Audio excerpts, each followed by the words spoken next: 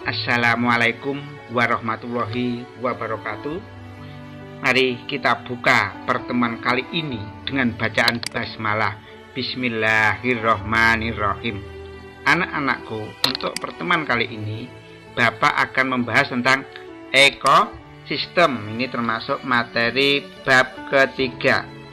Nah, untuk materi ekosistem di sini Bapak menjelaskan tentang komponen penyusun ekosistem. Materi ini bisa Anda baca dari LKS halaman 103 dan 108. Ini materi ekosistem yang Bapak ajarkan kali ini. Nah, menjadi pertanyaan, apa sih ekosistem itu? Nah, pengertian ekosistem adalah suatu sistem ekologi yang terbentuk oleh sistem timbal balik yang tidak terpisahkan antara makhluk hidup dengan lingkungannya. Lingkungan itu baik yang hidup dan tidak hidup. Nah, di sini misalnya ada kijang. Dia akan berinteraksi dengan makhluk hidup, contohnya tumbuhan, rumput yang akan dimakannya. Dan tidak hidup, contohnya dia akan membutuhkan tanah sebagai tempat berpijak, membutuhkan air sebagai minumannya. Nah, ilmu yang mempelajari ekosistem itu adalah ekologi. Ketika kuliah di jurusan biologi, ada mata kuliah ekologi. Itu membahas tentang berbagai hal yang berkaitan dengan ekosistem. Nah, kalau ditanya, komponen ekosistem itu meliputi apa saja? Komponen ekosistem itu meliputi abiotik. Abiotik itu bagian dari komponen yang tak hidup, tidak hidup. Kalau biotik itu meliputi komponen yang hidup dari ekosistem. Komponen abiotik ini nanti ya, itu kalau itu meliputi apa saja ya? Air, udara, cahaya matahari, kelembapan, suhu, angin, tanah, topografi, iklim, dan pH. Kalau biotik itu meliputi ya produsen, konsumen, dekomposer atau pengurai, dan detripor. Akan saya jelaskan tentang pengertian komponen abiotik tak hidup dan biotik hidup. Nah, komponen ekosistem yang saya jelaskan tadi itu ada komponen abiotik tak hidup dan komponen biotik. Apa perbedaannya? Komponen abiotik itu meliputi komponen fisika kimia yang tak hidup dan ini mempengaruhi kehidupan organisme atau makhluk hidup dalam suatu ekosistem. Misalnya air. Air itu mempengaruhi dari makhluk hidup, contohnya ikan, hewan-hewan yang butuh air untuk minum. Udara juga mempengaruhi. Tumbuhan perlu oksigen dan karbon dioksida. Hewan juga manusia membutuhkan oksigen. Cahaya matahari diperlukan oleh tumbuhan untuk fotosintesis. Kelembapan, ada makhluk hidup yang membutuhkan kelembapan tinggi, contohnya lumut. Angin itu udara yang bergerak. Tanah, topografi, iklim, dan pH itu semuanya komponen-komponen dari abiotik. Kalau biotik apa? Biotik itu meliputi, yang digarisbawahi, meliputi semua jenis makhluk hidup yang akan berinteraksi dengan komponen abiotik. Ikan membutuhkan air untuk hidupnya, membutuhkan udara, oksigen, ya, dan lain-lain.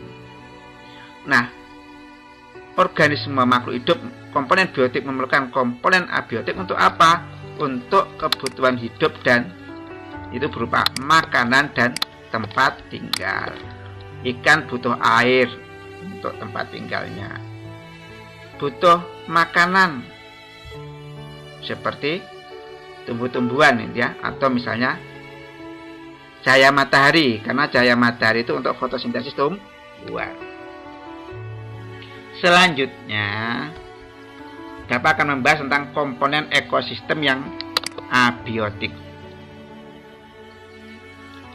Komponen ekosistem yang abiotik itu yang meliputi pertama air. Itu sangat diperlukan oleh makhluk hidup lain untuk minum. Kijang, singa butuh minum, bukan hanya butuh makan. Udara, oksigen misalnya, dibutuhkan oleh tumbuhan untuk pernapasan. CO2 dibutuhkan tumbuhan juga untuk fotosintesis. Cahaya matahari, ya cahaya matahari diperlukan untuk fotosintesis, membuat makanan. Kelembapan, apa itu kelembapan?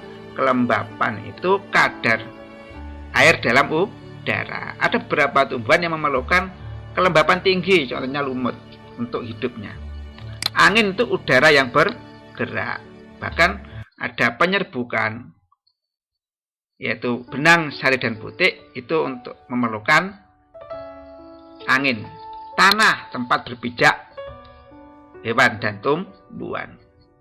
Topografi, apa itu topografi? Suatu tempat dilihat dari ketinggian di atas permukaan air laut dan garis bujur serta garis lintang. Topografi itu menentukan iklim. Nah, misalnya ini garis lintang, ya, ini ada yang 6 derajat lintang utara, 40 derajat, ini garis lintang ya, 6 derajat lintang utara, 6 derajat, 40 derajat 40 derajat lintang utara, 23 derajat lintang utara. Ini adalah garis khatulistiwa. Nah, di sini perbedaan garis lintang ini mempengaruhi iklim. Ada iklim dingin, iklim sedang, iklim subtropis, iklim tropis. Kalau kita lihat di Indonesia itu terletak di antara 6 derajat lintang utara sampai 11 derajat lintang selatan. Nah, ini mempengaruhi iklim. Artinya, apa itu iklim? Iklim merupakan komponen abiotik. Iklim adalah kebiasaan dan karakter cuaca yang terjadi di daerah tertentu dalam waktu 30 tahun. Kalau sebentar itu cuaca. Iklim itu meliputi penyinaran, hujan, suhu, angin, awan, kelembapan, yang semuanya dipengaruhi garis lintang. Maaf, iklim tropis, iklim subtropis, iklim sedang, iklim dingin dipengaruhi garis lintang. Iklim dingin sama iklim tropis, maka penyinar mataharinya nggak sama, hujannya nggak sama, suhunya juga tidak sama. Kalau sini dingin, kalau sini panas. Ini mempengaruhi organisme. Hewan-hewan di iklim tropis nggak sama dengan hewan di iklim subtropis. Hewan di iklim subtropis nggak sama dengan hewan iklim sedang. Hewan iklim sedang tidak sama dengan iklim dingin. Beruang kutub ada di iklim dingin, iklim sedang. Dia nggak bisa hidup di daerah iklim tropis. Selanjutnya, komponen abiotik yang mempengaruhi makhluk hidup selain iklim adalah pH. pH derajat asam basa. Ikan itu bisa hidup dalam pH tertentu. Selanjutnya, komponen biotik berdasarkan peranannya dalam ekosistem dibagi menjadi beberapa hal. 4. Pertama, produsen yang A. Apa itu produsen? Organisme yang bisa mengsintesis, membuat makanan sendiri atau disebut autotrof. Dia bisa mengubah senyamaan organik. Senyamaan organik contohnya ini ya, CO2 dan H2O menjadi senyawa organik. Nah, menjadi senyawa bisa dimakan oleh makhluk hidup. Ya ini contohnya C6H12O6. Dengan bantuan apa? Cahaya matahari. Cahaya matahari melalui proses apa? Fotosintesis. Ya, ini adalah proses fotosintesis. Karbon dioksida bereaksi dengan air dalam tubuh tumbuhan dengan bantuan cahaya matahari, itu menjadi senyawa organik, menjadi zat glukosa C6H12O6 plus oksigen. Seperti itu. Nah, kelangsungan organisme lain selain tumbuhan yang menjadi fotosintesis itu sangat dipengaruhi oleh produsen.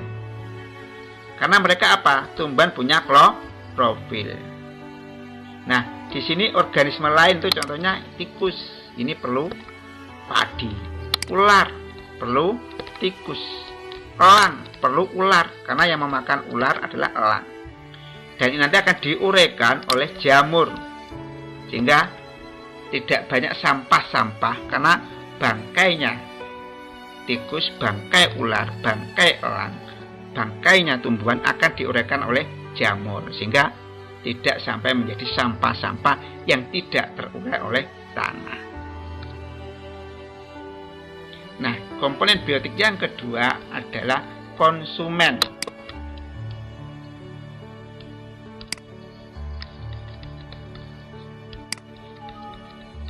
Konsumen ini adalah semua organisme yang tidak dapat mensintesis, membuat makanan sendiri atau heterotrof.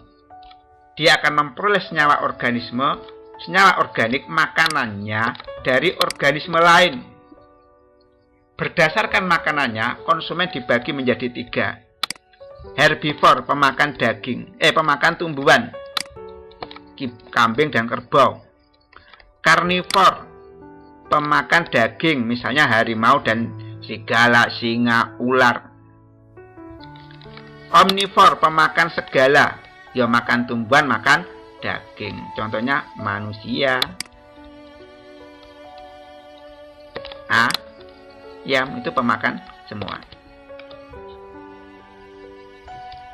Selanjutnya, konsumen, tingkatan konsumen ya, itu terbagi jadi 4. Pertama, konsumen tingkat primer.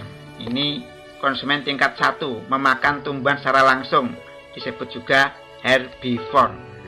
Contohnya ini, konsumen primer, belalang, dia makan tumbuhan. Konsumen yang kedua, konsumen sekunder, tingkat 2, memakan konsumen tingkat 1, pemakan daging, karnivore. Contohnya ini, belalang dimakan katak. Konsumen tingkat 3 atau tersier, memakan konsumen tingkat 2. Contohnya ini, ular. Konsumen kuarter tingkat 4 yang memakan konsumen tingkat 3, itu konsumen puncak. Contohnya yang memakan ular apa? Elang.